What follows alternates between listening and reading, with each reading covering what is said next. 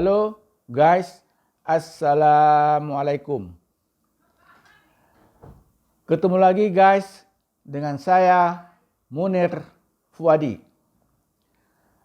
Kali ini guys, kita akan berdiskusi tentang masalah operasi tangkap tangan atau OTT terhadap Hakim Agung Republik Indonesia yang dipersangkakan telah melakukan korupsi.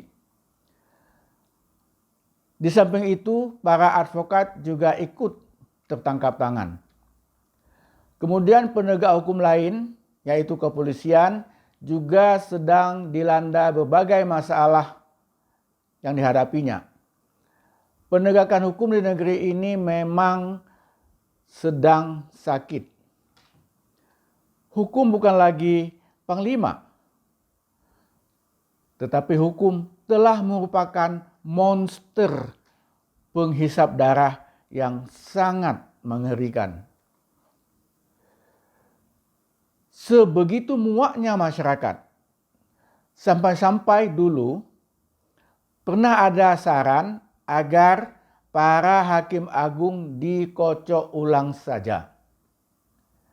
Dalam arti semua hakim agung ditinjau kembali, dites kembali, dan yang bagus-bagus saja yang dipertahankan. Pertanyaannya, kok bisa sampai separah ini keadaannya? Kok bisa? Guys, kita akan membahas persoalan ini secara objektif ilmiah tanpa memihak ke pihak manapun, kecuali kita hanya memihak kepada kebenaran saja. Dan sebelum dilanjutkan, silakan like dan subscribe ya teman-teman. Oke. Guys, sebenarnya ada sogok menyogok di pengadilan itu sudah merupakan rahasia umum bagi mereka yang berpraktek hukum. Meskipun hal tersebut tentunya sangat sulit dibuktikan. Tempat-tempat mencari keadilan menjadi seperti rumah hantu. Bukan hanya sangat menyeramkan, bahkan juga sangat memuakkan bagi masyarakat pencari keadilan. Saudara-saudara, harus kita akui bahwa tidak semua hakim atau penegak hukum itu jelek. Yang baik tentu saja banyak. Tetapi masalahnya, dengan melihat kepada Mahkamah Agung sebagai lembaga, maka bisa jadi satu orang hakim saja yang terima sogok, maka keseluruhan hakim yang akan dihujat. Bisa saja gara-gara nilai setitik rusak susu sebelanga. Karena itu, sebagai wakil Tuhan di dunia, hakim haruslah selalu mawas diri, saudara-saudara. Pertanyaannya, ada apa dengan Hakim Agung kita? Sebenarnya ada yang salah dalam rekrutmen Hakim Agung. Memang menurut undang-undang yang berlaku, Hakim Agung dipilih oleh Komisi Yudisial dan diseleksi akhir oleh Dewan Perwakilan Rakyat Republik Indonesia. Baik di KY maupun di DPR, lulus tidaknya Hakim Agung ditentukan oleh hanya wawancara ringan. Wawancaranya tidak terpolakan dan tidak menggunakan metode ilmiah. Sehingga kelulusannya sangat bersifat subjektif. Metode seleksi tradisional seperti ini harus segera kita tinggalkan, saudara-saudara. Harus diubah ke sistem yang lebih dapat dipertanggungjawabkan secara keilmuan. Sehingga output kelulusannya menjadi lebih terukur. Selain itu, mestinya Hakim Agung harus dijemput. Dijemput di antara para tokoh-tokoh hukum yang punya track record yang bagus. Karir, Hakim Agung karir maupun non-karir. Sehingga diketemukan Hakim Agung yang benar-benar kredibel. Janganlah calon Hakim Agung disuruh melamar sendiri seperti terjadi saat ini. Masih dibuat seperti para pelamar kerja kantoran biasa. Sehingga mentalnya hanya nak menjadi mental pegawai yang masih doyan minta upeti. Saudara-saudara, bahwa hakim adalah wakil Tuhan di dunia ini, sebutan ini tidak berlebihan sebenarnya. Jadi hakim wakil Tuhan di dunia. Karena hakim memiliki kewenangan dan tanggung jawab yang amat sangat besar, saudara-saudara. Hakim dapat menceraikan suami istri lewat penyelesaian perkara perceraian. Hakim dapat memasukkan orang ke dalam penjara. Hakim dapat merampas kekayaan seseorang. Hakim dapat menyita harta orang. Hakim dapat menyebabkan matinya seseorang lewat hukuman mati yang dia jatuhkan. Nggak main-main ini. Maka sebagai wakil Tuhan di dunia ini, maka hakim haruslah memiliki sifat luhur dan mulia.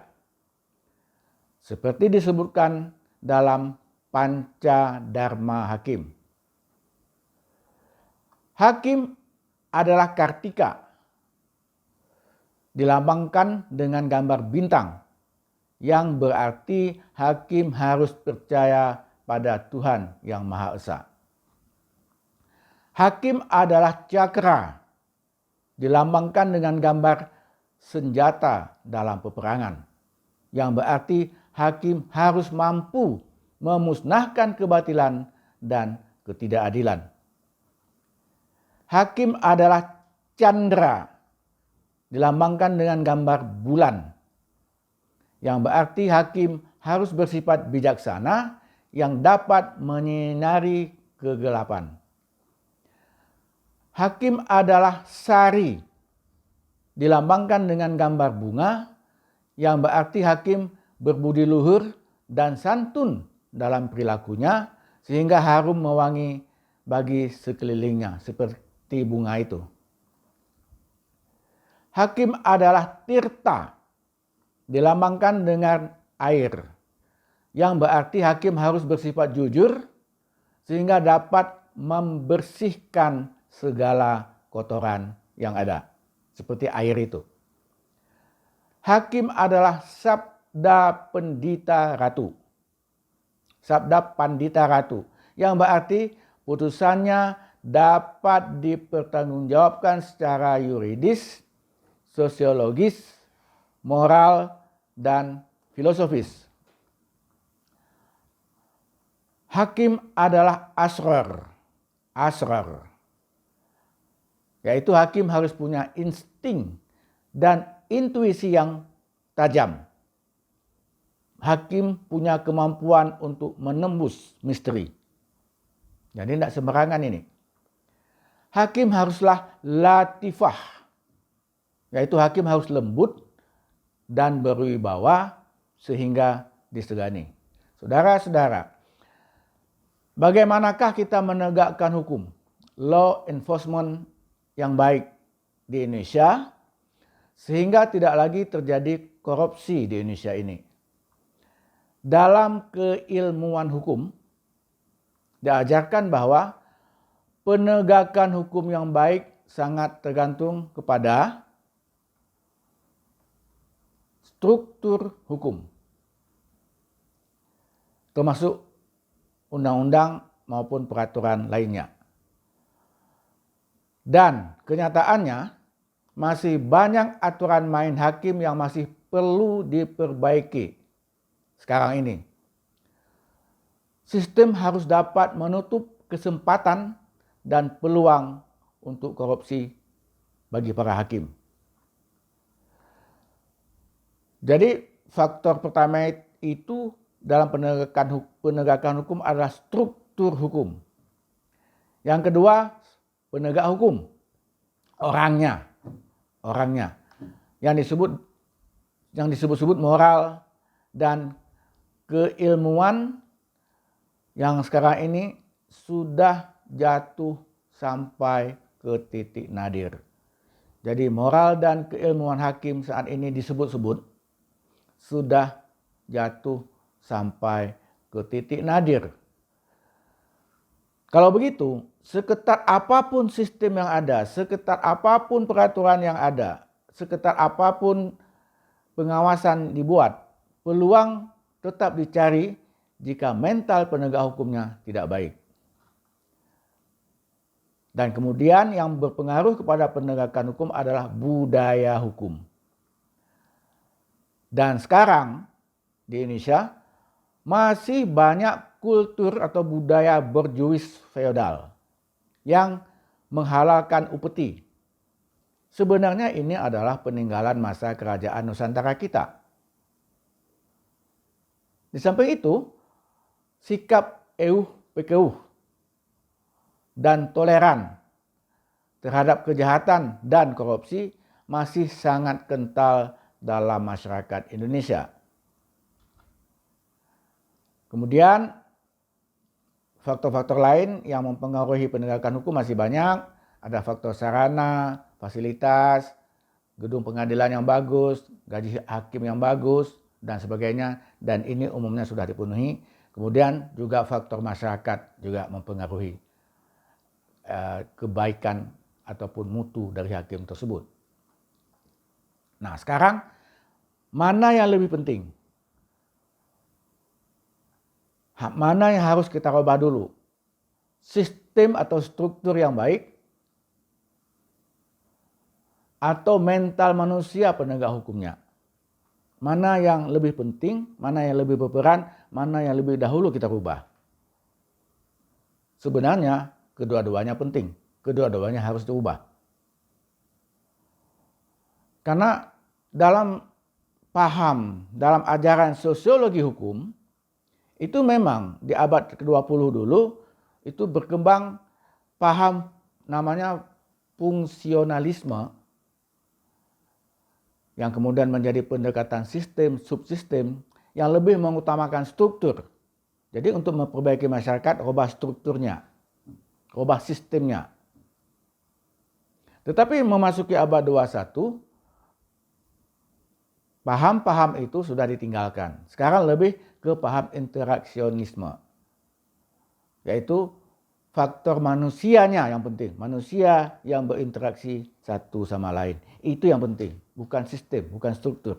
Karena manusia itu selalu mencari peluang. Saudara-saudara,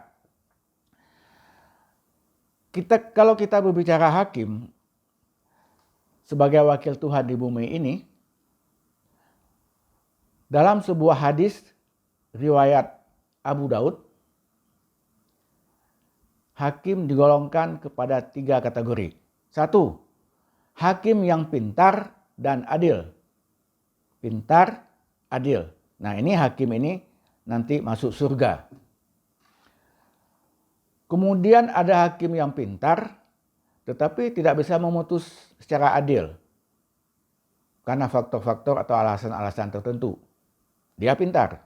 Nah, hakim model ini nanti akan masuk neraka. Kelompok ketiga, hakim yang tidak pintar. Tidak pintar sehingga tidak bisa mengetahui mana yang adil. Dan hakim ini juga akan masuk neraka. Karena beratnya tanggung jawab hakim sebagai wakil Tuhan di dunia, Maka dalam sejarah ada yang menolak menjadi hakim. Sebegitu takutnya kepada tanggung jawab yang besar ini sebagai wakil Tuhan di dunia. Yang menolak jadi hakim antara lain dalam sejarah ya.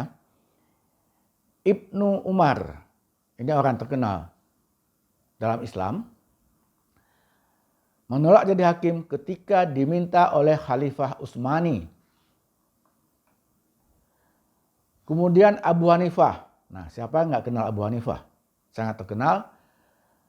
Menolak jadi hakim ketika diminta oleh Khalifah Al-Mansur.